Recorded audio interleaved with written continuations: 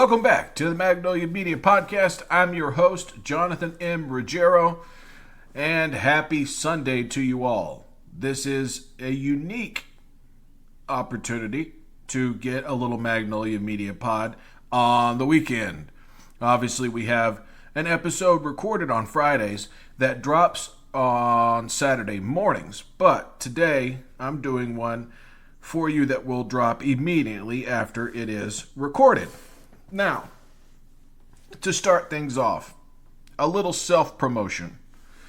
The Magnolia Media Podcast was developed to be a voice for those who are essentially voiceless in this right-wing echo chamber, which exists everywhere in the South, but especially in Eastern Tennessee, our home place.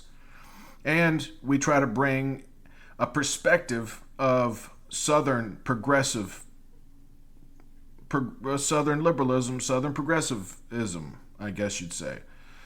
Because being a progressive in the southeastern United States is a little bit different than being a progressive in states like New York or in cities like San Francisco, Boston, Chicago. It's just a little different. We're not out there campaigning to get rid of guns. We're not out there campaigning to, well, frankly, do some of the things that the extreme left part of the Democratic Party promotes. Although we do find ourselves to be extreme, at least for the region in which we do our podcast, and the perspective that we bring to the body politic in the United States of America. But we need and we must get to about 100 listeners per episode in order to keep this thing going. So please, if you listen to the Magnolia Media Podcast, if you're at all interested in having a liberal voice, a pro-democratic voice, a pro-democracy voice in the southeastern United States, in podcast form, on radio, whatever, then consider telling a friend. Send a link to a friend. We're not getting many people episode to episode. Now, overall, we're getting quite a few, but episode to episode, we're getting the same, few people that we know listen to almost every episode. If those folks and any new folks who might be listening to the podcast decide that it's a good idea to, or they like the podcast enough to consider it a good idea to spread the word to friends. We are doing all we can to break through to politicians, members of the House, members of the Senate, to, at the very least, do telephone interviews with us. Those that we can, attach a recorder to the old phone and just let it roll. And, of course, we would upload that here, and you'd be able to hear the entirety of the interview. With a little narration from me, your host, Jonathan M. Ruggiero. Again, that's spelled R-U-G-G-I-E-R-O. Some people say Ruggiero. Up north, especially in New York, people say Ruggieri, they say Ruggiero, they say Ruggiero. All of those pronunciations are correct, as the last name can be pronounced about 15 different ways, and it's still correct. So, I take no umbrage at those who call me Jonathan M. Ruggiero, or Ruggieri, or Ruggiero, or Ruggiero, for Christ's sake. That's what I'm used to. I grew up in the Southeast, after all, where if your last name's not Smith, Jones, Johnson, Ogle, Walker, something along those lines, then these white folk down here can't pronounce it. Also, in the South, despite being clearly a white man with European background, my great-grandparents were immigrants to this country in the 1920s.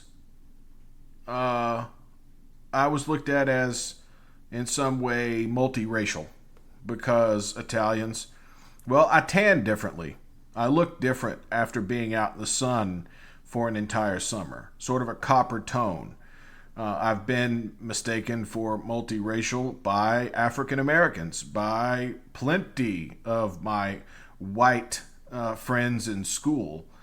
So, anyway, none of that's really important. What's important is that we keep this podcast going, that we keep people who are already listening, and we get those people who are already listening to spread the word to a friend, to just keep pushing, because we are really scratching and digging to try and produce quality information, quality news, but from the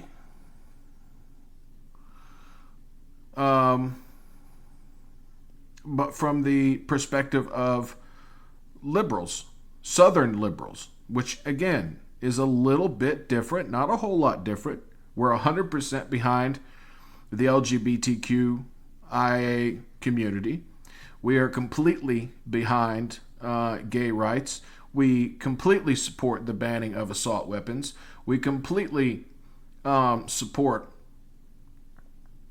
healthcare for everybody, for everyone across the board. We definitely support a progressive tax code. We definitely want some well-regulated market under what could be described as a capitalist / socialist regime. We're already that. It's just that all the benefits of the socialism we have in the United States, all those benefits currently go to Fortune 500 companies instead of families, instead of the middle class, instead of working people. It's a shame. It's a bit of a humiliation that the United States can't get it together enough to, help. Republicans are not interested at all. In fact, in Project 2025, which will be fully embraced, all of a sudden Trump will remember every word of Project 2025, all 900 pages, if he were to be elected, which is something we must stop. And we have Professor Alan Lichtman, the guy who predicts the winner of every election and has for the last 10, with the exception of the Bush v. Gore election in 2000, which Bush won, Gore won.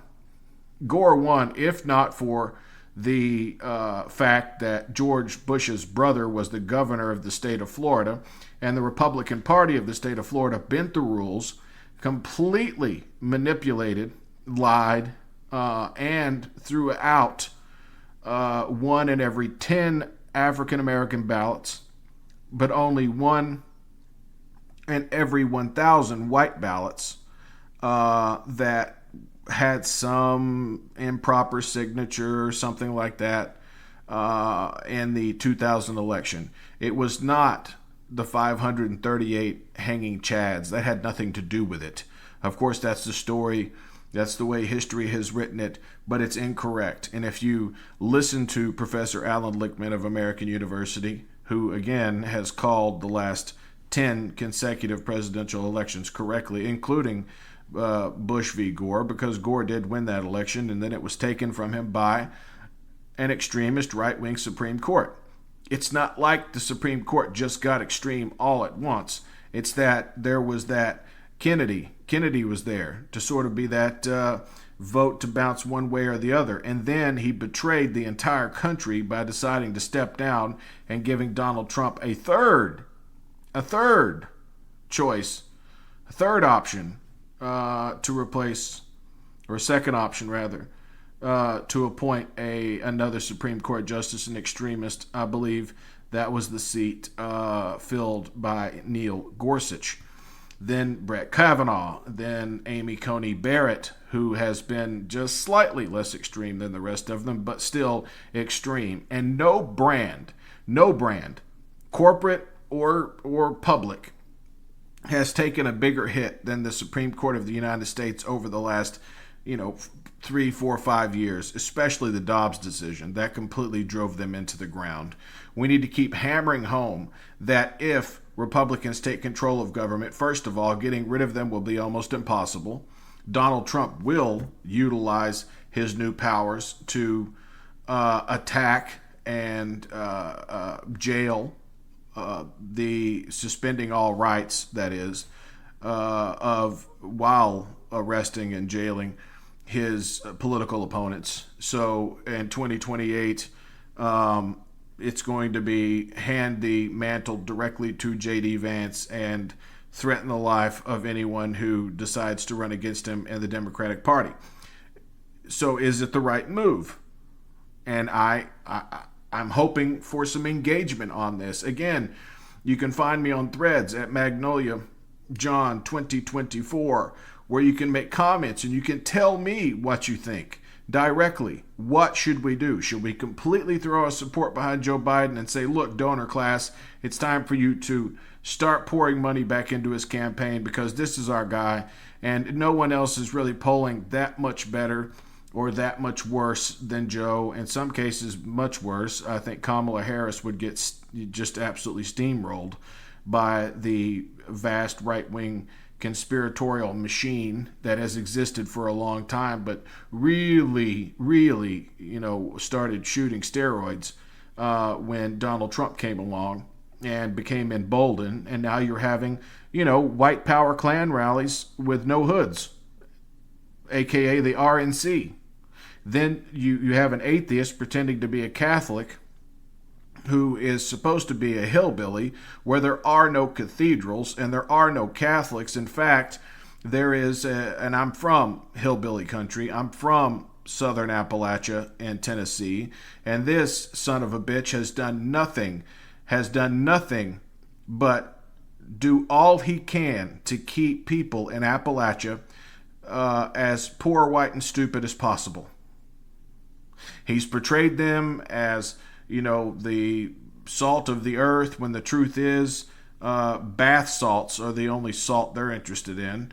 It's either addiction to religion or an addiction to methamphetamine, because those are the things most common and most prevalent in those parts of the country. It's just that simple. It's not complicated. This son of a bitch has also entered the lion's den because apparently Tucker Carlson warned Donald Trump if he selected Doug Burgum, who the business community really likes, or selected Marco Rubio, who the business community really likes, and they felt would probably moderate the Republican Party a little bit, that the intel services would have him killed, or they would kill him directly. I don't know if any of that's true. That's speculation, but it is something that the media has not brought up at all, but it has been brought up in newspaper articles.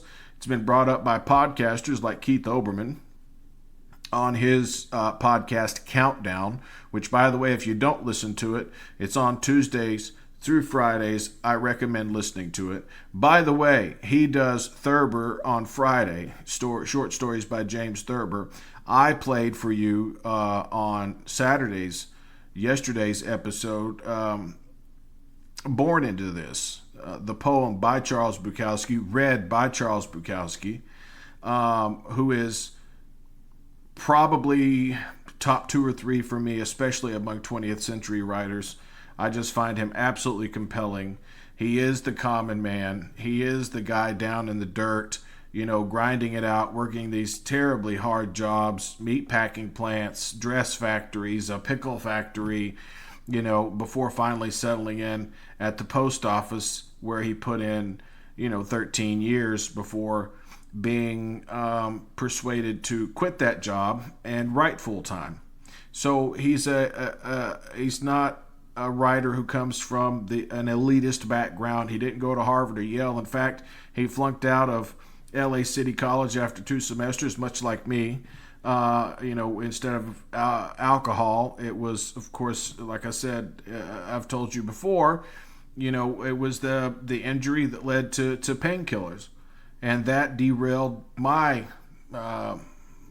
pursuit of a degree. It derailed my collegiate career. it's a scary thing. And so, how fragile getting an education can be, how fragile developing a career can be. And I've been fortunate enough to put this podcast together and to bring you guys something exciting, to bring you guys something new, something fresh, to enhance the voices, the number of voices, promoting the progressive and liberal agenda across this nation in a state where 40 plus percent of voters, when they bother voting, because voter turnout is so low in the state of Tennessee, still vote Democrat. That's who we're here for. That's why we named this the Magnolia Media Podcast. The most liberal part of Knoxville, a very, very low turnout part of Knoxville, is the African American part of town, which is, we are very segregated in Knoxville. One side of town is overwhelmingly black. Pretty much the rest of the city is overwhelmingly white. So that's kind of where we're at. That's the cross section of where we are as a country or as a city at this moment. And we're not the only city like that. The other side of the train tracks is what they used to call it, or the other side of the river, or the other side of whatever. The other side of something. It's somebody else to hate. It's somebody else to degrade. It's someone else to tear down. And again, in order to keep this on the air, in order to have my commentaries, in order to have my discussions with Miss Courtney when she's here, and what we hope will be interviews with lawmakers, not just in Tennessee. Actually, we're sort of skipping over that because in a lot of ways, no one knows who these Democrats are in the state legislature, with the exception of the two Justins and Gloria Johnson. And we've been on Gloria Johnson's wait list since this podcast began. She's busy running against Marsha Blackburn for United States Senate, a seat she probably won't win, but we can put all of our support behind her. We can maybe shock the world, and that be the one pickup that Democrats need to, control the United States Senate. If Biden stays in, I think Biden could win. I think that 48 out of 100 those are pretty good odds. If they run the election on 538 100 times, Biden's winning 48, Trump's winning 52. I mean, come on. A week ago it was 52 Biden, 48 Trump. So it's bouncing back and forth. And I don't see a huge change in the polling when Gavin Newsom is polled or Kamala Harris, who's actually below Biden, in some cases by 10 points, when she goes head-to-head with Donald Trump. However, I do believe that once a candidate like Gavin Newsom was on stage with Donald Trump, suddenly all of those swing and undecided voters just swung Democrat. Because A, he's very handsome, he's very sharp, he's willing to go into the lion's den. He humiliated Sean Hannity by calling out Sean Hannity's argument against California's economic policy, which, by the way, is the fourth largest economy on earth, and saying, this is Gavin Newsom speaking to Hannity, what exactly are you lobbying for?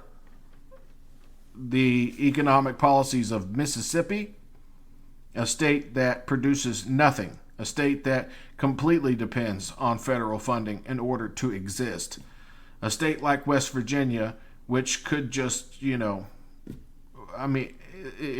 do nothing. They do nothing. 78%, 78 cents of every tax dollar brought in the United States is brought in from a blue district.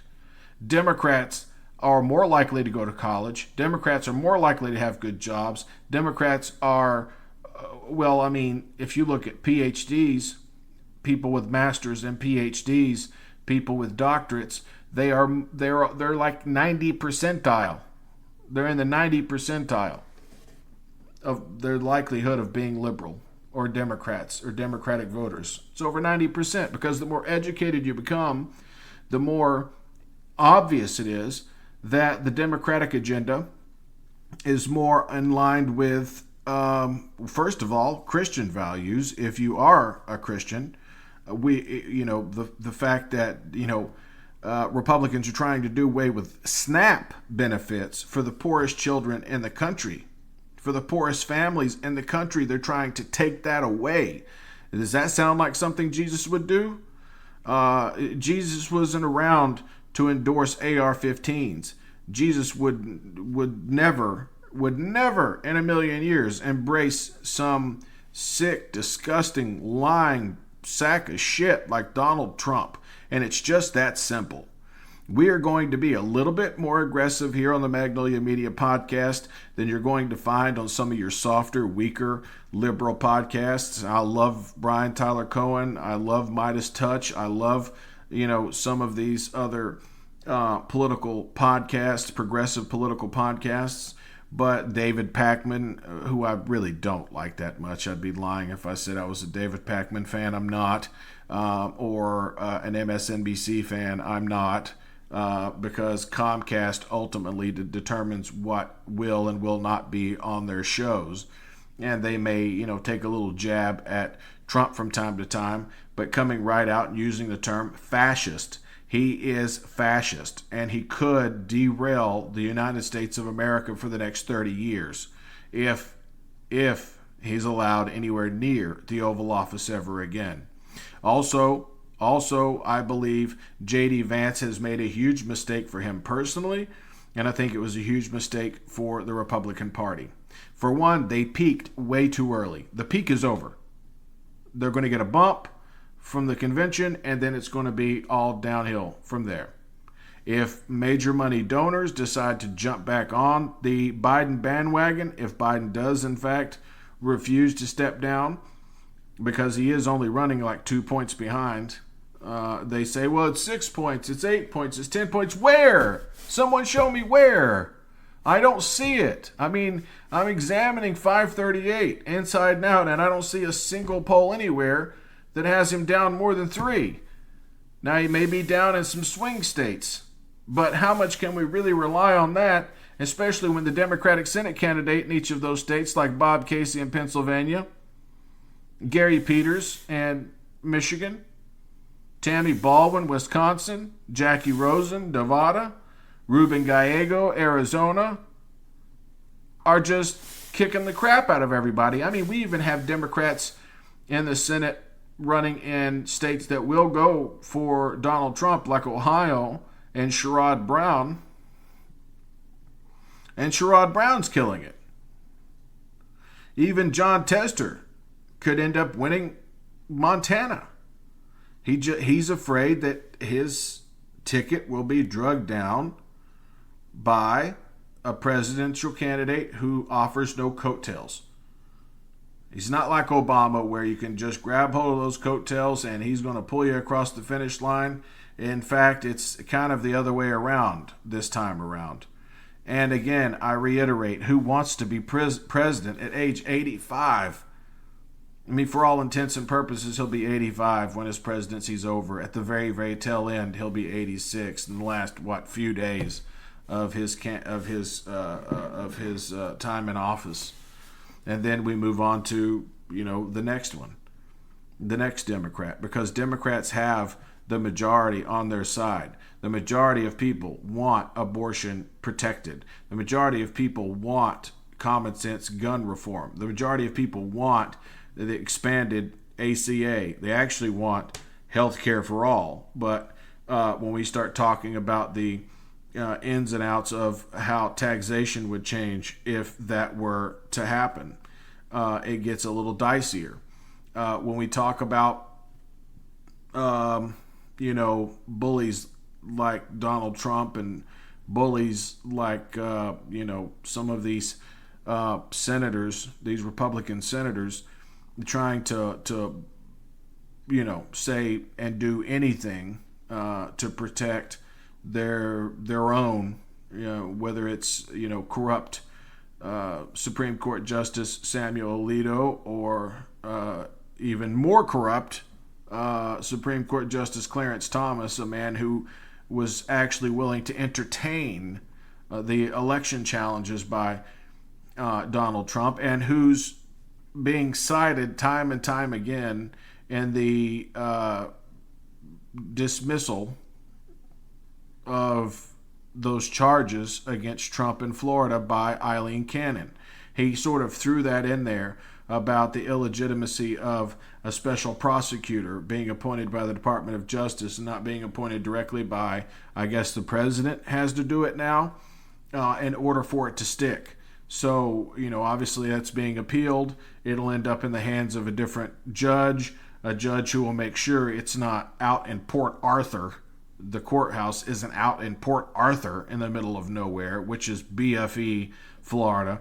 Instead, it'll be in the main courthouse in Miami, where there are plenty of other judges. There are people to bounce ideas off from. There are people to help guide whatever judge ends up with this case the next time around. Probably a senior judge, someone who understands SEPA and understands how to handle these classified matters. But anyway, I came on here specifically because right now I am 14,000 people, 14,000 followers away from being able to monetize my Instagram account. 14,000. And then I can start, putting the tip jar out there. I can start, selling badges. Same thing on YouTube, which I don't really spend a lot of time on YouTube. That's something I may change in the future. I'm not sure. But as for a monster like Donald Trump, we need as many viable voices pushing back against him as possible. And I have been a Democratic activist since I was 16, since before I could vote, promoting Al Gore, who, of course, is a Tennessean. Then again in 2004 for John Kerry. And then again in 2008, it was easy. Pushing for Barack Obama. Was never really a big Hillary Clinton guy. In 2016, it was a no-brainer. It was Hillary Clinton or bust, because Donald Trump was so unacceptable. And Democrats may have done the same thing to themselves again by rushing the process, sort of hiding Biden from all of we potential voters who needed to know if he was really up to the job. And it appears he may not be, as he is aging, and there's nothing you can do about biology. Even George Clooney, who got roasted for saying that, and I may get roasted for saying this, but if Biden's the guy, fine. We throw all of our weight behind Biden, and I come on here 3 times a week and do nothing but talk about the incredible record of Joe Biden, because it is incredible. And I don't want him to hurt his legacy by losing and turning America over to this insane madman. I don't want that. And I know that he won't abuse his power and do what really needs to be done, which is just, suspend habeas corpus and arrest Donald Trump and hold him in a shipping container somewhere where he can yell as loud as he wants and all he hears is his own voice, which I think he'd be perfectly happy with, by the way. As I try to rush through this, I was going to try and keep it under a half an hour. I'm approaching a half an hour now. I will say this. Please, if you know other liberals, other people who might be open to it, spread the word. Get the Magnolia Media Pod out there. It's available wherever you get your podcasts, and literally begging you to help me keep this on the air. And we have to get to a point where we can begin to monetize what we're doing here in order to keep this on the air much longer. In November, early December, I will shut down the podcast. I don't want to, but just out of financial strain, I might have to for a while we go through some sort of rebranding. Because the way things are going now, we're fighting an uphill battle, and we have to get to that bare minimum. If we get 100 listeners per episode, 3 episodes a week, 1,200 a month, then we are in great shape. But right now, we're not even hitting 25% of that goal. So please help me out. Help me out help me spread the word about pragmatic liberalism, pragmatic progressivism. And a lot of people say, well, being pragmatic and progressive are two. No, it's not. We are willing to take these large policy goals and go into a debate or go into a room and sit down with the other side from whom we'll need votes and say, okay, we started with a $3.5 trillion infrastructure bill that got cut to $1.6 trillion and still left $58 billion in there for the largest investment in climate change and green energy in the history of the world, not just the United States. $58 billion. We have to let the Trump tax cuts expire and start imposing taxes on federal taxes on the wealthiest of the wealthy, taxing their stock holdings, taxing what could be income one day. They can't just hide it. Also, eliminating stock buybacks, eliminating them completely so that money can get out to the generation that needs it most, and that's the generation who's actually working and supporting and promoting all of these programs that are keeping people over the age of 65 going, keeping them wealthy. I mean, we're working against ourselves. We're working against ourselves because they're keeping the price of homes jacked up. They have not made the conscious decision to step back and say, look, invest less in us and invest in our future instead. The baby boomers have been the greediest, most two-faced generation in American history. The former hippies, the former ultra progressives completely bought the Reagan line of bullshit about greed. And they became greedy. They became, the hedge fund managers. They became the stockbrokers. They became the television ministers who are, stealing as much money as possible. They became corporate sellouts. And we are a little corporation. We are a little corporation. The Magnolia Media Podcast is. That's what we are. So it's not like I'm anti-business. I'm in business. And I decided to take this Sunday morning to take a few moments and literally beg that you guys do your part and I'll do my part, and I'll spend a little bit more money advertising the podcast a little more, getting it out there, letting people know what's up, letting people know that this podcast in its own way is very important because it could help grab some votes in southern states like Georgia and North Carolina that are on the verge of flipping or already have flipped. I mean, it can even help in South Carolina. It could definitely help in Kentucky because Kentucky's, just up the road. Lexington is. That's the next city north out of Knoxville. It could even help turn this congressional district blue and get rid of MAGA Tim Burchett. My daddy says this and my daddy says that. Like, that appeals to anybody other than the dumbest of the dumb. I mean, he is an absolute humiliation to the district, to the state, to the House of Representatives. He has produced nothing. He has done nothing. He's been there for a while now. He's been there for a minute. And he's done nothing except get into a fight with Kevin McCarthy and humiliate himself on CNN. And we're trying our best to improve it. And again, we are trying to bring you that unique perspective of Southern liberalism. That it's just a little bit different. There are nuances. There are just little differences. And what it means to be a progressive from this part of the country, again, versus a progressive from a progressive part of the country.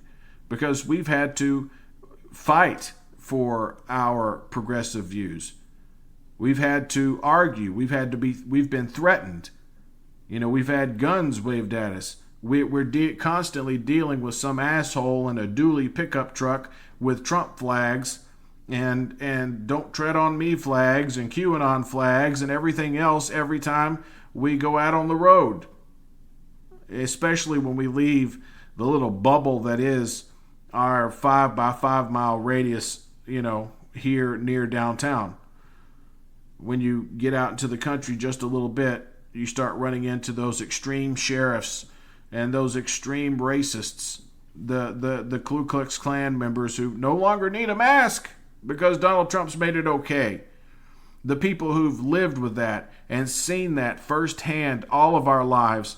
And again, with me in particular, 24 years now, I've been working one way or the other to support Democratic candidates, except when I was, there was a period there where I was really, really down on my luck toward the end of the Obama administration, before I finally found sobriety and started, working on something, working towards something more productive, working towards something that keeps my attention, something I'm passionate about. And I am deeply passionate about this in particular. So we here at the Magnolia Media Podcast are begging you to help us grow. Go to patreon.com/Magnolia Media Network and throw down $5. It's $5 to help keep us on the air. Tell a friend so that we can get to 1,000 listeners a month. We need 100 per episode, plus a pop-up episode like this one out of the blue to be 100% profitable. We're just not anywhere near that yet, and we're not growing at a rate fast enough for me to keep this going beyond basically New Year's next year, because I'll be moving to either Pittsburgh or New York. I'm not sure which yet. It really kind of depends on how things play out as we get closer to that time. I'll be back in Manhattan in the fall, probably September, and I'll be, likely doing some apartment shopping. I have a nice car that'll pay the first year's rent, selling it because I won't need it in New York City, or in Pittsburgh, which is a city that I love. Downtown Pittsburgh means the world to me. It really does.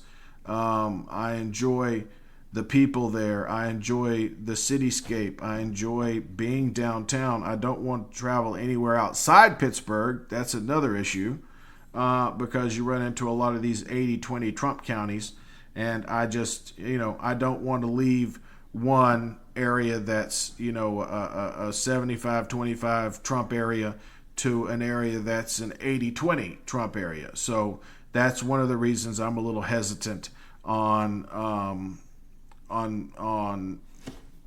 moving to Pittsburgh. But it is a great city, an absolutely fantastic city, and I support the black and gold, the Pirates, the Steelers 100%. I don't know anything about hockey, or I would say the Penguins, but I just don't. So anyway, I again, as a businessman, I beg you to, get the word out about the Magnolia Media Podcast, available wherever you get your podcasts. And again, patreon.com/the Magnolia Media Network, or Magnolia Media Network. And it's $5. It's half the cost of a Starbucks. Half. Just to keep our voices on the air. And again, we are the only liberals doing this type of podcast in the southeastern United States, putting our necks on the line, literally putting our necks on the line to keep this going. We'll get bigger, and I understand that the threats will get worse, but I'll be out of here, by the end of the year anyway.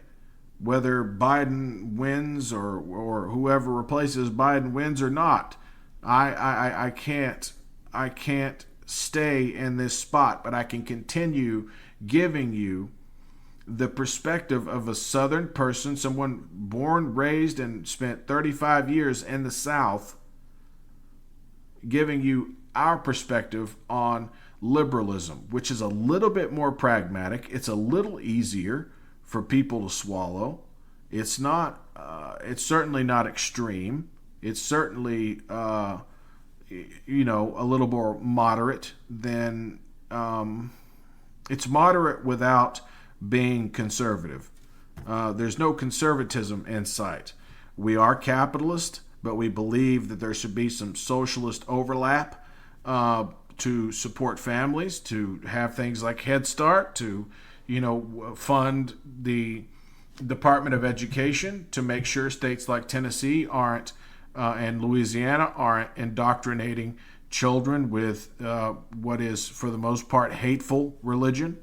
It's a form of child abuse, in my opinion, to tell a child that you're going to heaven, but Danny, who's Jewish, or Ahmad, who is Muslim, is going to hell because they believe in the same God, but they don't worship the same way we do, and they haven't turned their life over to Christ. Their Messiah is Muhammad, or in the case of Judaism, their Messiah has yet to appear. And these petty little differences that religion brings along and poisons the conversation. It poisons everything it touches, just like the Christopher Hitchens book written in 2007. God is not great. I implore you to go out and check that out too. But please, if you enjoy the podcast, get the word out. Get people listening. Get them to download it. Get them to listen to a few minutes so that, we're getting those numbers. We're getting closer to 100 per episode.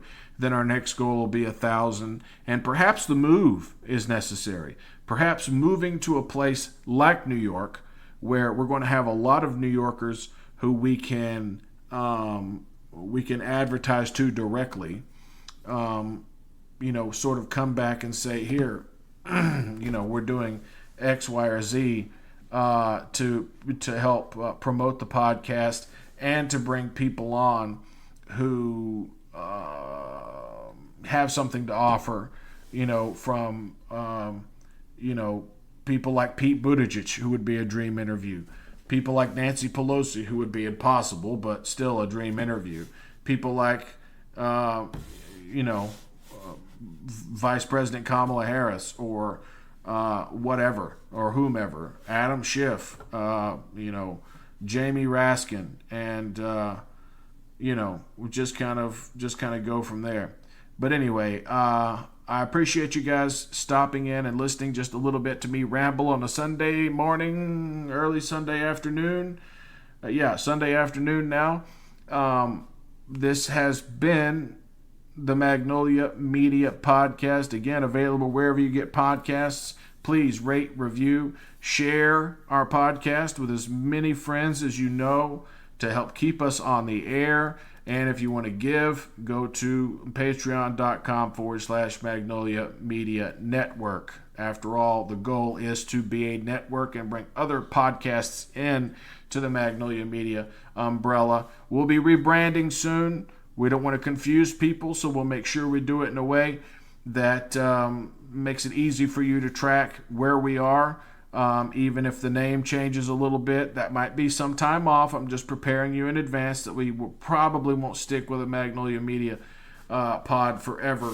And again, it's sort of that Southern liberal take on national events. And I think it's the type of liberalism that breaks through. It breaks through to different groups of people with different motivations for doing what they do. At any rate, thank you so much for listening. Have a wonderful rest of your Sunday or Monday, depending on when you get this.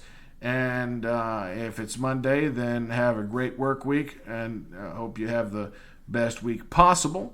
At any rate, again, this is Jonathan M. Ruggiero signing off with the Magnolia Media Podcast. Tell a friend! And then maybe we can stay on the air for a while.